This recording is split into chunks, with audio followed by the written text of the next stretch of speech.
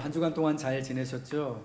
저도 교회에서 또 한 주간 또 올해 휴가를 또 허락해 주셔서 지난 한 주간 또 우리 가족들과 함께 휴가의 시간을 잘 보내고 왔습니다. 어르신들이 이제 어른들이 저희 부모님 세대 분들이 뭐 그런 얘기를 휴가를 갔다 오시면 여행 갔다 오시면은 종종 그런 얘기를 하셨어요. 뭐 며칠씩 혹은 뭐 하룻밤 뭐 밖에 나가서 주무시고 이제 집에 돌아오면 야 그래도 집이 제일 편하다. 그런 이야기를 하시거든요. 근데 저도 이제 제가 그런 얘기를 이제 해요. 밖에 뭐 얼마 이렇게 오래 있다가 돌아온 것도 아닌데 한 이틀 있다가 집에 돌아와서 야 그래도 집이 제일 편하다라는 이야기를 그냥 뭐 속으로 생각하는 게 그냥 입으로 그냥 나오고, 또 교회 오면은 또 야 그래도 밖에 나가 있는 것보다 교회 오는 게 제일 편하다 좋다 싶고, 목양실에 가서 앉아 있는 게 그래도 제일 시원하구나 싶은 그런 이야기를 합니다. 여러분, 그렇다고 제가 집을 좋아하고 또 교회 있는 게 제일 좋다고 해서 여러분 휴가를 안 주시면 안 됩니다. 밖에 나가본 사람이, 밖에 나가서 이렇게 또 지내고 온 사람이 자기 가정이 집이 좋은 걸 아는 거예요. 돌아올 곳이 있는 게 좋은 걸 아는 겁니다. 성경은 우리 하나님의 백성들을 흩어진 나그네라고 말씀해주고 있습니다. 우리가 이 땅을 나그네로 살아간다라는 거죠. 돌아갈 고향, 집이 있다라는 것이죠. 우리의 정체성이 나그네이기 때문에요. 나그네된 우리들에게는 이 땅에서 쉬어야 할 곳, 잠시 잠깐이지만 몸을 누이고 먹고 또 함께 나그네된 이들과 함께 같이 길을 걸어갈 힘을 얻을 수 있는 공간, 장소로서의 공간, 홈, 집이 필요한 거예요. 교회가 필요한 것입니다. 나그네된 우리에게는 사는 곳이 예배하는 곳이고요.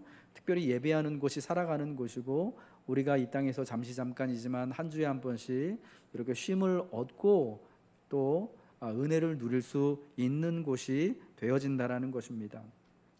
오늘 베드로전서 2장의 말씀을 함께 보았습니다. 이 2장의 본문에서 사도는 모든 악독과 모든 기만과 외식과 시기와 모든 비방하는 말을 버리고 갓난아기들 같이 순전하고 신령한 젖을 사모할 것을 말씀해주고 있습니다. 성도들에 대하여서 흩어진 나그네들이다라고 표현했던 사도는요, 이제 그 흩어진 나그네된 하나님의 백성들을 갓난아기들이다라고 말씀을 하고 있습니다. 여러분이 갓난아기들이라는 것은 우리가 이제 막 태어났다라는 거예요. 하나님의 자녀로 거듭나게 되었다라는 겁니다. 요한복음 3장에 보면은 예수님께서 바리새인이었던 니고데모와 함께 대화하시는 말씀이 나오는데, 그때 니고데모에게 사람이 어떻게 거듭날 수 있겠습니까? 물었던 그에게 거듭남에 관하여 말씀하시잖아요. 사람이 거듭나지 아니하고는 하나님의 나라에 들어갈 수 없다. 사람이 어떻게 거듭날 수 있겠습니까? 어머니 뱃속에 들어갔다가 어떻게 다시 나올 수 있습니까? 라고 물을 때 사람이 물과 성령으로 거듭나야지만 하나님 나라에 들어갈 수 있다. 우리가 거듭나는 것은 물과 성령으로 그리스도 예수의 썩어지지 아니할 그 말씀으로 되어진다라는 것을 가르쳐 주셨죠.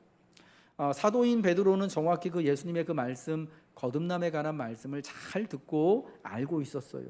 그래서 이제 우리가 하나님의 거듭난 썩어지지 아니할 신 그리스도 예수로 인하여 거듭난 하나님의 자녀들이고, 그러기 때문에 우리가 갓난아기들 같은 존재들이다라고 말씀하고 있습니다.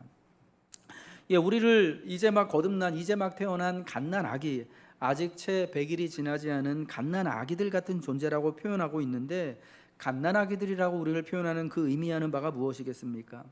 여러분, 이제 막 태어난 갓난아기들, 여러분 가정에 이제 아이들이 있으신 분들, 이제 얼마 전에 또 우리 강효주 권사님 가정에 또 태어난 아이가 100일 라일이죠. 100일이 되었다고 또 감사를 또 하나님 앞에 고백을 하고 예배를 드리고 했었는데요. 이제 막 100일이 막 된 그 아이들을 한번 여러분 떠올려 보시기 바랍니다. 이제 태어난 갓난아기들에게 가장 필요한 것이 무엇이겠습니까? 편안하게 먹고 마시고 자고 자라갈 수 있는 환경이지 않겠습니까?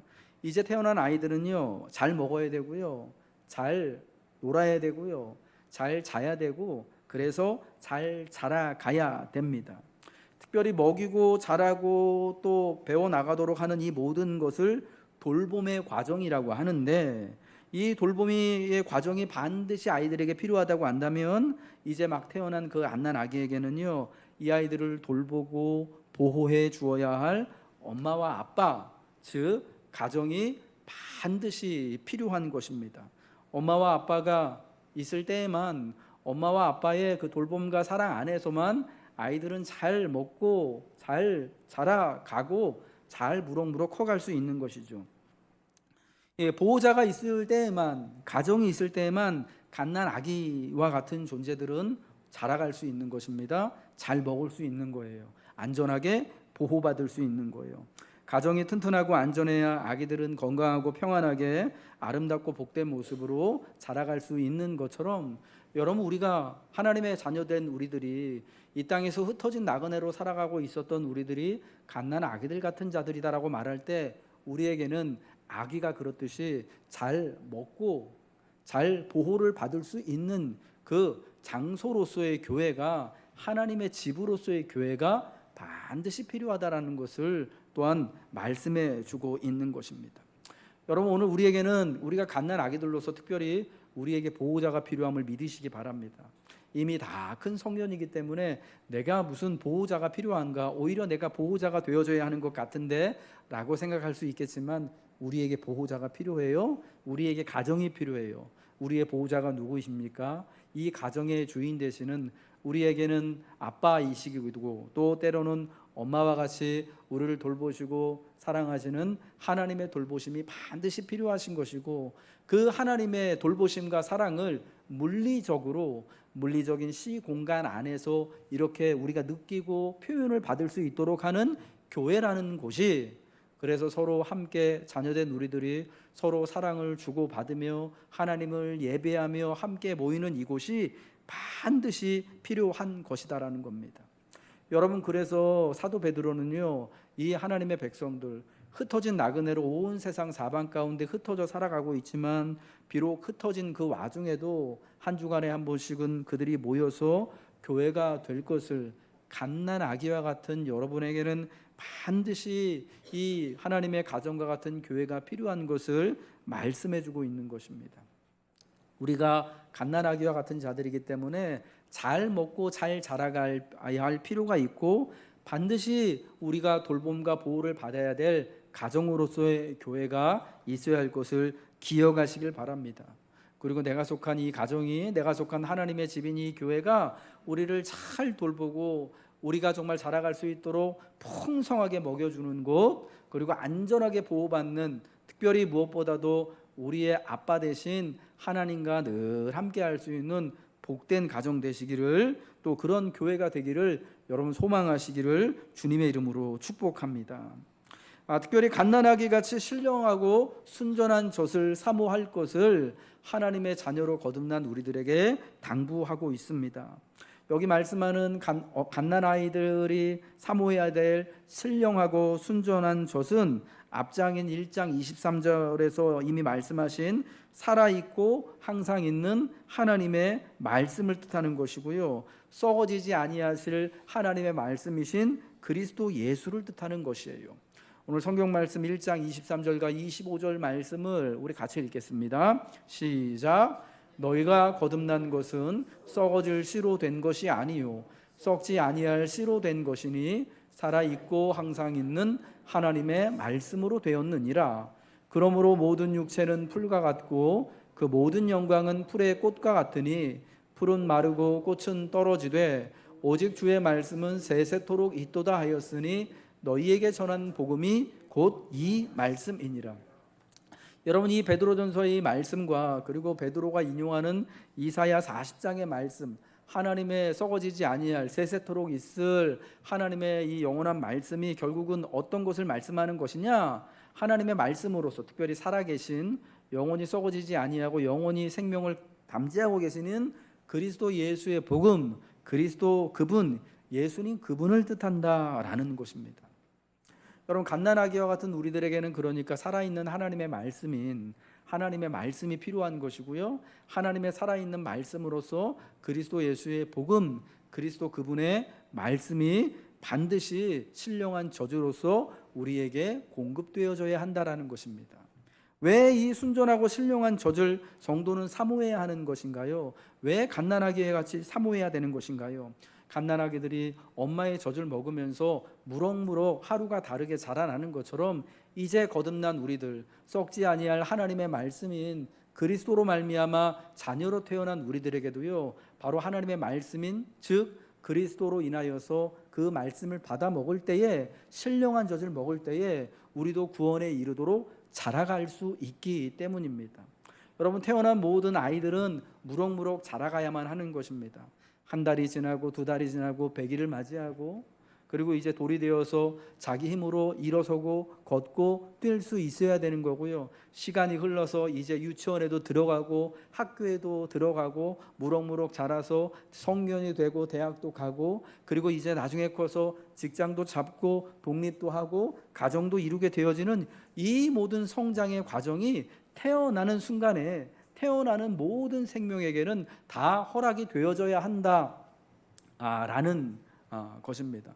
이 생명의 과정, 성장의 과정이 이제 태어난 모든 자녀들에게 주어지는 것처럼 우리에게도, 하나님의 자녀로 더 태어난 우리에게도 하나님의 신령하고 순전한 젖인 하나님의 은혜의 말씀, 즉 그리스도를 사모하고 그리스도를 들음으로 이렇게 성장할 이유가 있게 된다는 것입니다. 순전하고 신령한 젖을 사모하는 첫 번째 이유는요, 오늘 성경이 말씀하는 것처럼 그로 말미암아 구원에 이르도록 자라기 때문입니다. 갓난아기들이 어머니의 젖과 돌봄으로 양육을 받아 안전하게 보호받으며 무럭무럭 자라는 것과 같이 순전하고 신령한 젖인 썩지 아니할 하나님의 말씀으로 양육될 때 하나님의 자녀는 구원에 이르도록 자라나게 되어서 이제 성숙한 신자가 되어지는 것입니다. 두 번째로 신령한 젖을 사모해야 하는 이유는 이제 베드로후서 2장 1절 이하에 보면 또 그 이유를 찾을 수가 있는데요. 베드로후서 2장 1절 이하에서 말씀하고 있는 것처럼 여러분, 이 세상에는 안타깝게도 거짓 선지자들, 거짓 선생이라고 불리우는 자들과 멸망하게 할 이단들이 있기 때문에 이들로부터 그릇된 불량식품 같은 또 영양분 말씀을 들을 위험이 있기 때문에 거짓 선생들과 이단으로부터 이제 막 태어난 하나님의 자녀들을 보호하고 이 아이들에게 또 건강한 또 음료와 양식을 제공하기 위하여서 순전하고 신령한 젖이 필요하다라는 것입니다. 그러나 백성 가운데 또한 거짓 선지자들이 일어났었나니 이와 같이 너희 중에도 거짓 선생들이 있으리라. 그들은 멸망하게 할 이단을 가만히 끌어들여 자기들을 사신 줄을 부인하고 임박한 멸망을 스스로 취하는 자들이다 라고 말씀을 하고 있어요. 여러분, 우리가 구원에 이르도록 자라가기 위하여서 순전하고 신령한 젖인 하나님의 은혜의 말씀을 사모해야 하지만, 또한 이 순전하고 신령한 젖을 함께 먹음으로써 이 땅에 있는 거짓 가르침들, 거짓 이단들과 거짓 선지자들, 거짓 선생의 가르침으로부터 우리 자신을 지키고 안전하게 살아갈 수 있게 된다는 것입니다. 여러분, 어린아이들은 엄마의 젖을 통해서 또 엄마 아빠의 보호함 가운데 또 엄마 아빠가 공급해 주는 그 사랑이 가득 담긴 음식을 통하여서 먹고 자라가게 되어지는 것입니다. 간혹가다 그런데 여러분, 아이들에게 정말 이 불량식품을 또 내 본인은 아닌데 먹이게 되어지는 여러분 그런 경우들이 있잖아요. 그렇게 될 때 여러분 얼마나 속상하고 안타깝습니까? 여러분, 그래서 더욱더 우리가 또 좋고 귀한 것, 아이들에게 잘 맞는, 자라가기에 가장 최적의 것을 찾기 위해서 그렇게 애쓰고 있는 것 아니겠습니까? 제가 이전에 한번 말씀드렸는지 모르겠는데요, 저희 어머님 에게는요 바로 밑에 어머님이 태어나고 얼마 안 있어서 바로 밑에 남동생이 태어나는 경사가 그 옛날 저희 외갓집에 있었다고 해요.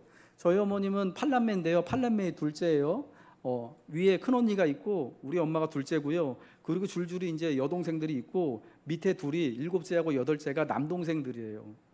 그런데 이제 둘째인 저희 어머니를 낳고요, 외할머니 외할아버지가 셋째를 또 바로 보셨는데 남자 사내 아이를 보셨대요. 남자가 태어났다고 옛날에 그 이제 40년대 말 50년대 초에 얼마나 기쁘셨겠습니까? 이제 막 전쟁 막 끝나갔을 때인지 이제 막 전쟁통인지 모르겠지만 우리 엄마가 이제 뭐 전쟁 끝나고 이제 막 이었겠네요. 얼마나 이제 기쁘셨는지요. 이 아이를 잘 키우고 싶고 좋은 걸 주고 싶으신 거예요. 그래서 저희 할아버지가 경기도 광주 사시거든요. 예, 저희 이제 외가가 이제 경기도 광주예요. 물론 이제 다 지금 다 돌아가셨지만 그 경안, 옛날에는 광주를 경안이라고 불렀대요. 경안 장날, 경안 장에 가셔가지고 설탕을 사 오셨어요. 귀한 아들 귀한 거 먹인다고. 여러 옛날에는 설탕이 귀한 그런 시절이 있었습니다.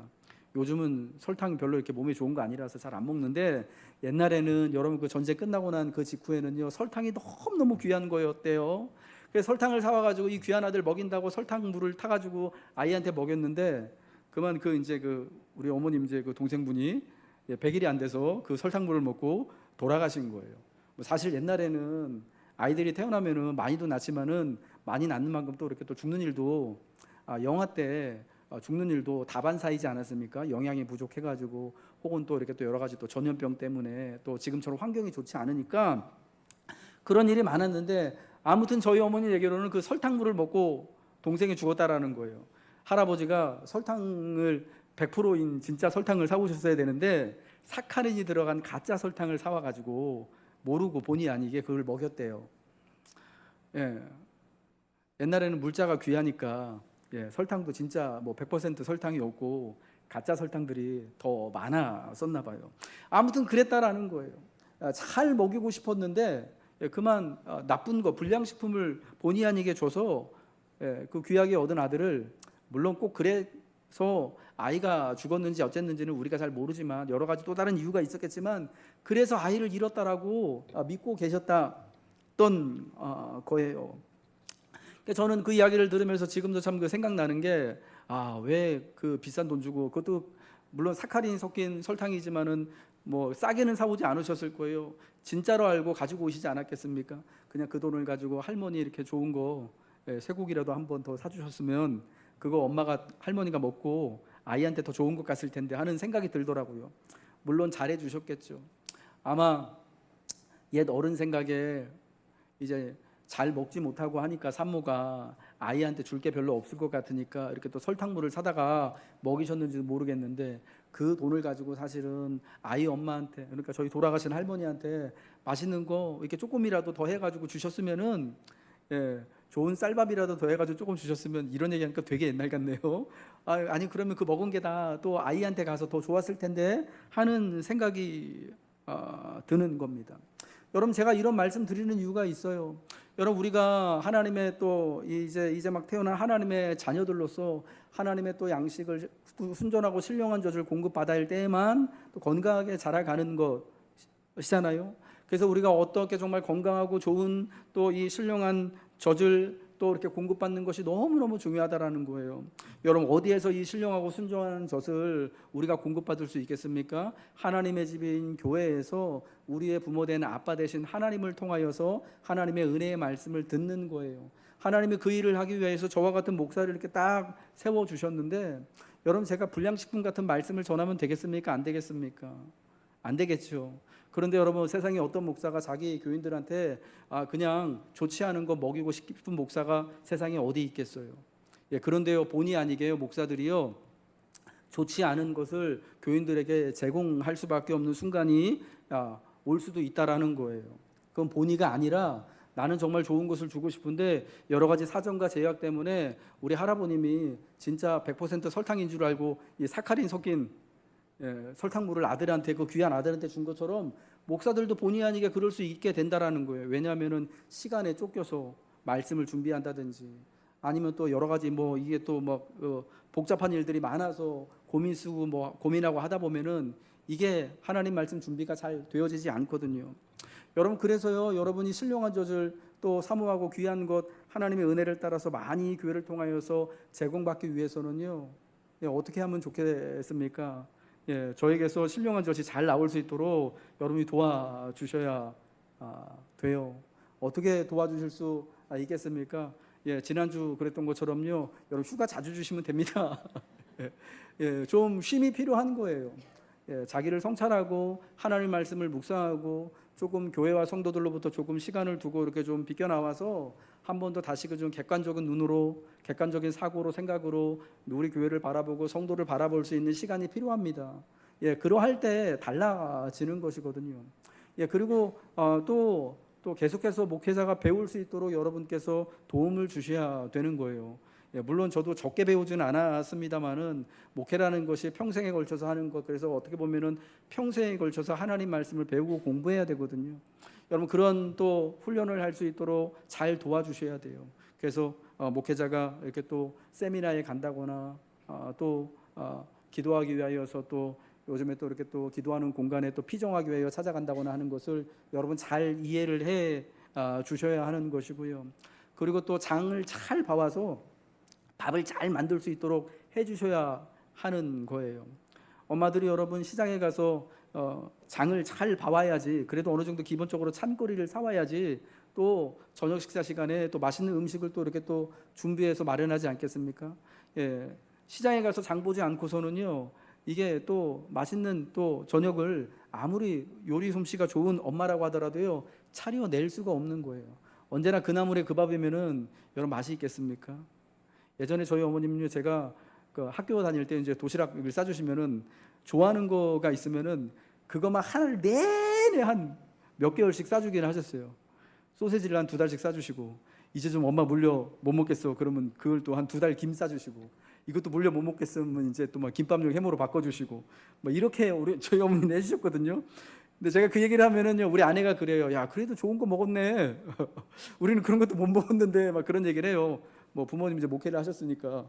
그래서 당신은 비싼 거 잘 먹었다 이야기를 하더라고요. 옛날에 그 소세지가 김밥용 햄 이런 게 얼마나 비싸냐, 참치캔 얼마나 비싸냐, 그런 거 사간 거 보니까 그래도 잘해준 거네 이야기를 하는데, 그거를 2달씩 3달씩 맨날 똑같은 반찬을 먹어보세요. 얼마나 힘들겠습니까? 이야기를 하다 보니까 의도치 않게 저희 어머니를 디스하는 결과가 됐는데 참 송구스럽게 생각합니다만은, 여러분, 좋은 것으로 요리되어지고 좋은 것으로 여러분에게 공급할 수 있도록, 우선은 목회자인 제가 하나님 말씀 전하는 사람이요, 잘 영향을 공급받아야 될 필요가 있습니다.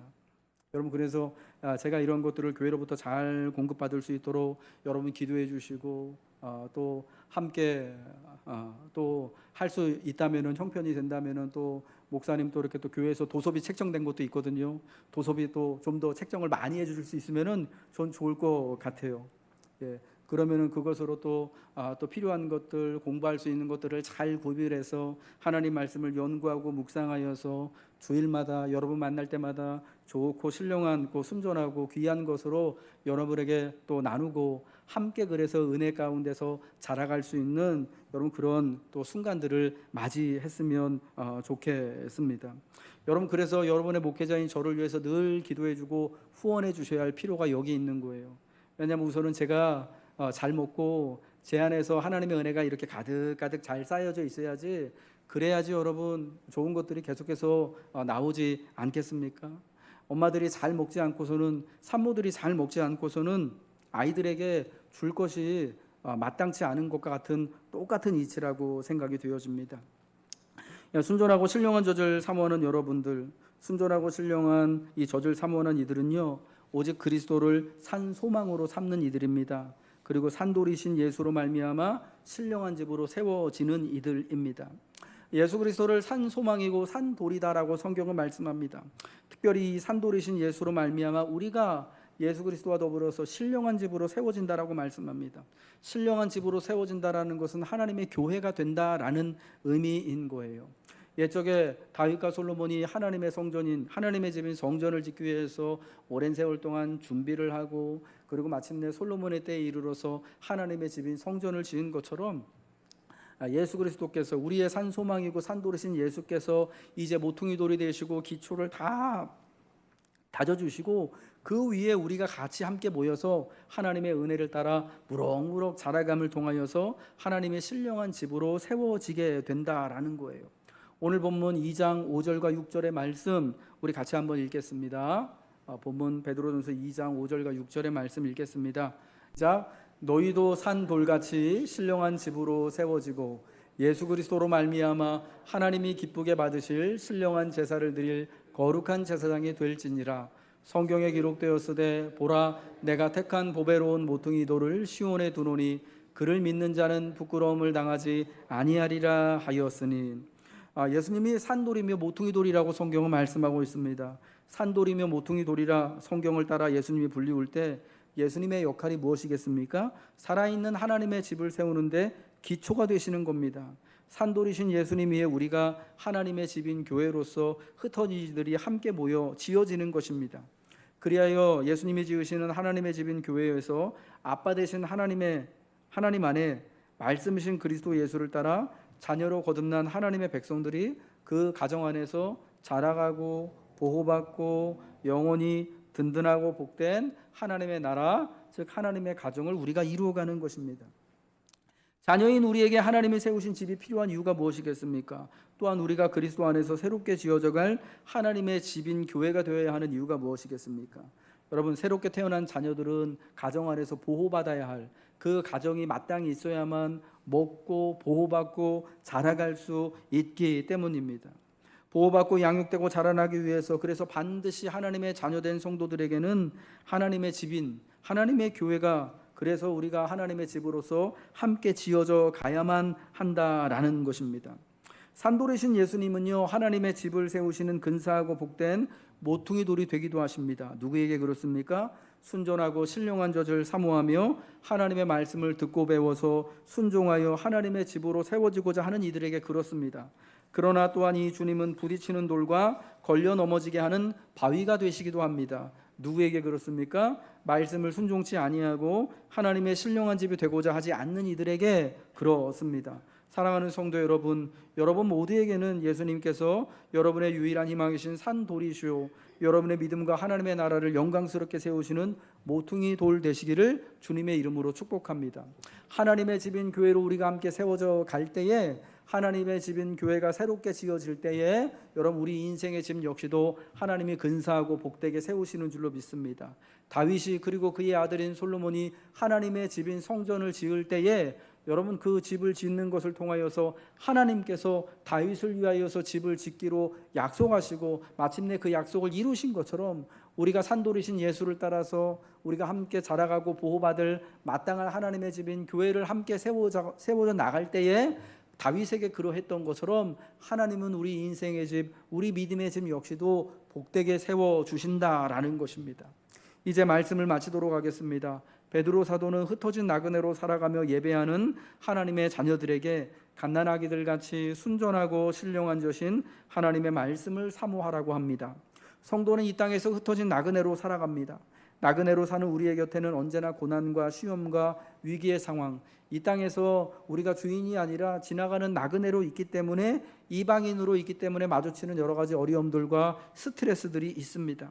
그럼에도 성도는 하나님의 백성이고 하나님이 사랑하셔서 썩지 아니할 하나님의 말씀인 그리스도로 말미암아 거듭난 하나님의 자녀들입니다. 하나님의 사랑받는 자녀로 구원에 이르도록 자라나기 위해 순전하고 신령한 젖인 하나님의 말씀으로 양육되시기를 주님의 이름으로 축복합니다.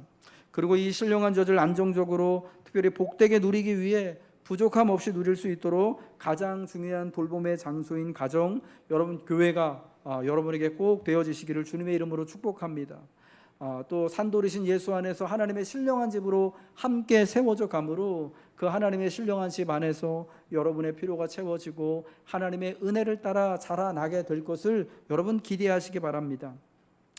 성경에 기록된 시기에 성도들이 하나님의 말씀을 배울 수 있는 유일한 곳은 교회뿐이었습니다. 모일 때뿐이었습니다. 하나님의 자녀들을 예배를 위해 함께 모이는 곳에서 다 함께 하나님을 찬미하며 주의 말씀을 듣고 배우며 구원에 이르도록 자라갔습니다. 그리스도를 모퉁이 돌로 하는 하나님의 살아있는 집으로 지어져 갔습니다. 여러분, 오늘날도 이러한 은혜가 순전하고 신령한 젖을 사모하는 우리 모두에게, 하나님의 살아있는 집으로 복되게 지어져 가기를 사모하는 우리 모두에게 동일하게 있는 줄로 믿습니다. 갓난아기들 같이 순전하고 신령한 젖을 사모함으로 구원에 이르도록 자라가십시오. 산돌이신 그리스도 예수로 말미암아 신령한 집으로 세워져서 그 신령한 집 안에서 안전하게 보호를 받으며 하나님이 기뻐하시는 복된 모습으로 여러분의 인생과 믿음의 집을 지어져 가시길 주님의 이름으로 축복합니다.